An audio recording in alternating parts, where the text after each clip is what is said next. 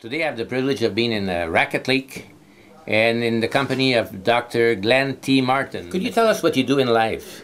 I'm a professor of philosophy at Redford University in Virginia, and I'm chairperson of the Peace Studies program at Redford.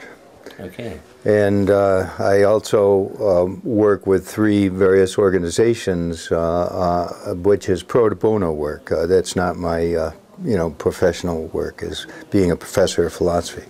I understand one of the three you founded or you've been working with? Well, I started working with the World Constitution and Parliament Association in 1995.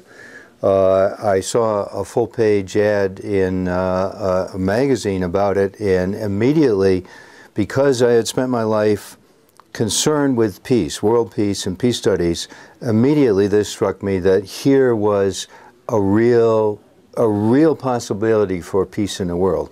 And it was the World Constitution and Parliament Association, which works for democratic world government under the Constitution for the Federation of Earth.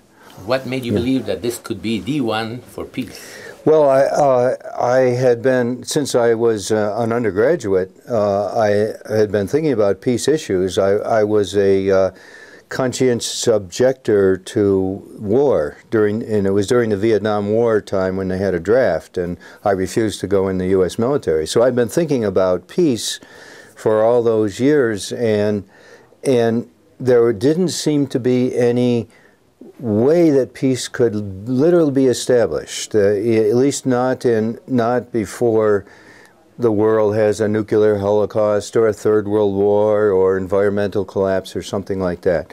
And when I discovered the Earth Constitution, I realized that here is an effective solution that human beings could actually transform the world situation in a positive way.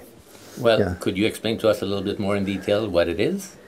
The World Constitution was written by thousands of world citizens working together, led by Philip Isley and Terence Amorsinghi and Reinhard Ruge, who were the leaders of that movement.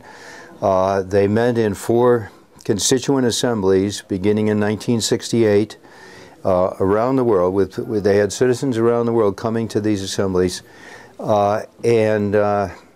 The second one was in 1977 and 1979 in Colombo, Sri Lanka, and finally 1991 in Troia, Portugal, when they had finished. After those 23 years, they had finally finished this document, which, in my view, as a professor and scholar, is one of the finest documents, maybe the most important and finest document produced by the 20th century. Because it's a brilliant constitution that will ensure democracy for the world, freedom for the world, environmental protection for the world, and end war in the world. So how does the organization deal with these problematics as per se? The World Constitution and Parliament Association sponsors the Earth Constitution. One of the main things they've done under the authority of that Constitution is create sessions of the Provisional World Parliament.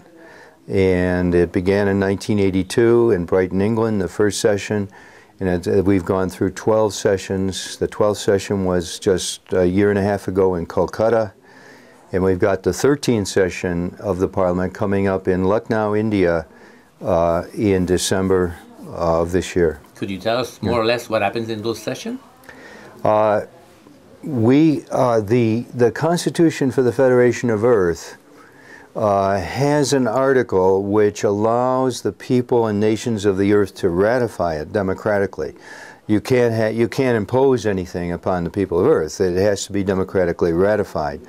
But in Article 19, it gives us the obligation to begin the Earth Federation government here and now, and begin elaborating that.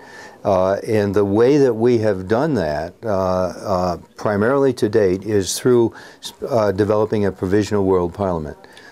Who are the people that are participating or can participate? Anybody who is anybody can come, Anybody can be a speaker there, but there are two categories.